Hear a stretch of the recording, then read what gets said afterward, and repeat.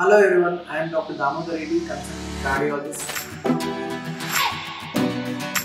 Impact Specialty Clinic, Narsingi, Hyderabad. ఇవాళ మనము most important and routine గా గుండె జబ్బులో వచ్చే ఒక మరొక సింప్టమ్స్ గురించి మనం తెలుసుకుందాం. అదే కాళ్ళలో వాపులు. మనం అదే ఇంగ్లీష్ లో మెడికల్ టర్మినాలజీలో pedal oedema or pedal swellings అంటాం. కాళ్ళలో వాపులు ఎవరికి రావచ్చు, అది గుండె వల్లే వస్తుందా లేకపోతే వేరే ఆర్గన్స్ ఏమైనా డ్యామేజ్ అయితే వస్తుందా అనేది మనం డీప్ గా తెలుసుకుందాం. చాలా మంది పేషెంట్స్ కి కాళ్ళ వాపులు చూస్తూ ఉంటాం. సో ఈ కాళ్ళ వాపులు ఏ రీజన్స్ వల్ల రావచ్చు, అదర్వైజ్ ఈ గుండె వల్లనే వచ్చిందా లేకపోతే వేరే ఆర్గన్స్ వల్ల వచ్చిందా అనేది మనము ఎలా నిర్ధారించుకోవాలి. సో మొట్టమొదటిగా కాళ్ళ వాపులు వచ్చినప్పుడు అది రెండు కాళ్ళలో ఉందా లేకపోతే ఒకటే కాళ్ళలో ఉందా అనేది ముఖ్యంగా మనం అడిగి తెలుసుకుంటాం. దాంతో పాటు జనరల్ గా రెండు వైపులు కాళ్ళ వాపులు ఉంటే జనరల్ గా సిస్టమిక్ డిసీజ్ అంటే ఏదైనా ఆర్గాన్ డిస్ఫంక్షన్ ఉన్నప్పుడు జరుగుతుంది.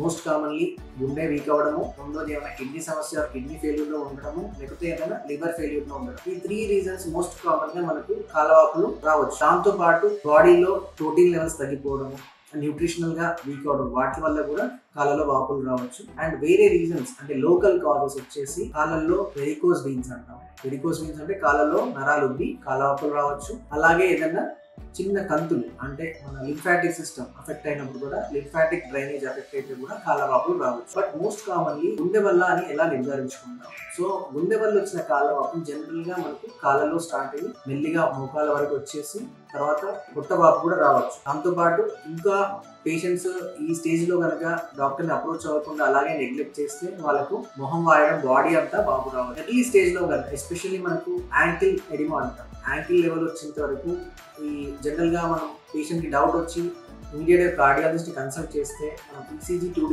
చేసి హార్ట్ ఏమైనా వీక్ ఉందా నిర్ధారించవచ్చు. వేరే అదర్ సింప్టమ్స్ ఎలా మనము ఈ గుండె వల్ల మనము అసోసియేటెడ్ సింప్టమ్స్ ఎలా గుర్తుపట్టవచ్చు అంటే most of the times early morning ఈ వాపులు ఎక్కువ ఉండవు. But as a day progress కాళ్ళ వాపులు రెండు వైపులా పెరగవచ్చు. అండ్ ఈ కాళ్ళ వాపులతో మనకి పిడ్డింగ్ ఎడిమా అంటాం. అంటే డొల్ల పడవచ్చు.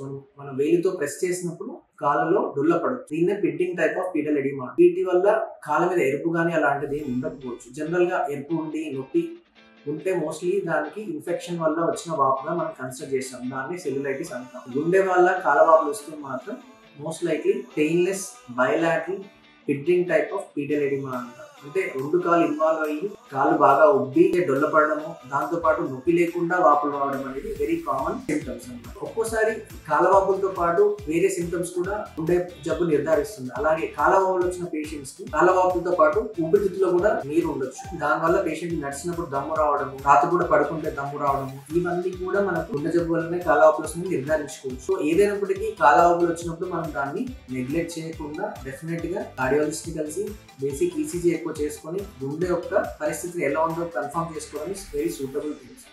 Thank you so much.